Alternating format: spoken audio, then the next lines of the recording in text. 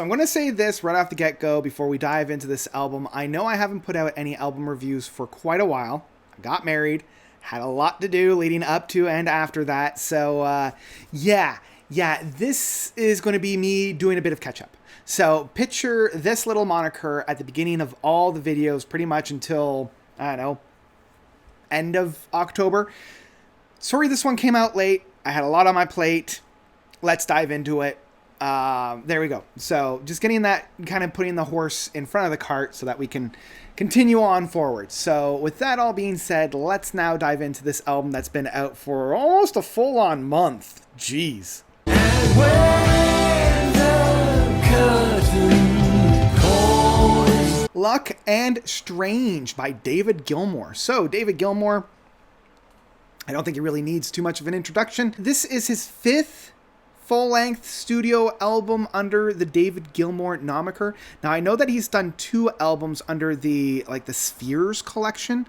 Like last year, he did Metallic Spheres in Color. Back in 2010, he did Metallic Spheres.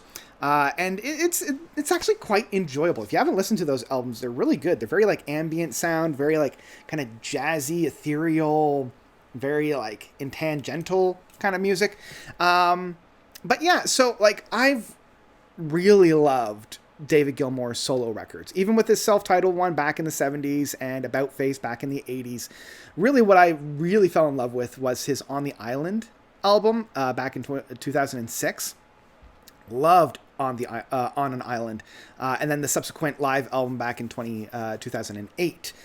Live in Gitsk, I believe it is. Anyway, then in 2015, almost 10 years after that, 2015, he did Rattle That Lock, which was fine. It was fine. There were some moments on Rattle That Lock that I kind of liked. Like, I liked the title track. I liked In Any Tongue. That one's one of my favorite tracks of his. I also thought that The Girl in the Yellow Dress was kind of fun. And I also love how the album opens up and closes with practically the same song of 5 a.m. and Then. Both of which, beautiful. Absolutely beautiful. So yeah, now, a few odd years later, almost another, it's practically the same amount of time from On an Island, 2006, then 2015, and now in 2024. Yeah, basically 9 years apart of those albums. Luck and Strange. Here we go. This album, I think, goes to show that an album doesn't necessarily need to be a masterpiece. It doesn't need to blow down the doors or, break the mold or do anything to be good and enjoyable. Because at the end of the day, I think Luck and Strange is a very enjoyable album. It's a very fun record, and it's basically just kind of a reflection of where David Gilmour is currently, and members of his friends and family that are gone, and kind of reflections on that, but also on his career and how most of it is just due to luck and strange circumstances. But there's no real moment on this record that I think kind of like, it's going to sound too harsh, and I don't mean it to, but there's no one track on here that really justifies this album. If I'm being perfectly honest, and I know that feels very bad, but there's no like title track from On an Island, or Take a Breath, or even Pocket Full of Stones from On an Island, or, as I was mentioning, In Any Tongue from Rattle That Lock. There doesn't seem to be like that stellar moment. There are singles off of this record. I know Luck and Strange, the title track. Yes, I Have Ghosts was on here, and a few others, but like it doesn't feel big. The songs here are still very pleasant and very fun. Like, I feel like this is a late afternoon kind of an album. It's very inoffensive, I think is the best way I can put it.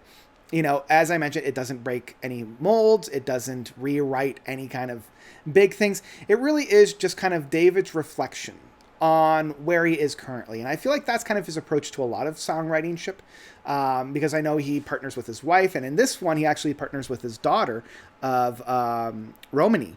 And she's on 2 tracks on here, Between 2 Points and Yes, I Have Ghosts.